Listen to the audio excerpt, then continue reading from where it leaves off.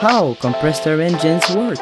First, as you can see, this is a piston and this is a valve. They work together to make what's called a cycle.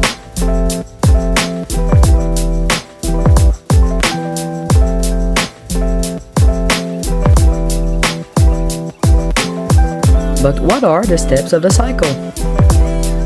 Step 1. The piston is all the way down and needs the momentum of a flywheel to go up. Step 2. The piston is now at the top and waiting for a burst of air to push it down. Step 3. The valve opened and a burst of air pushes the piston down. And then the final step, exhaust. And we did a full cycle.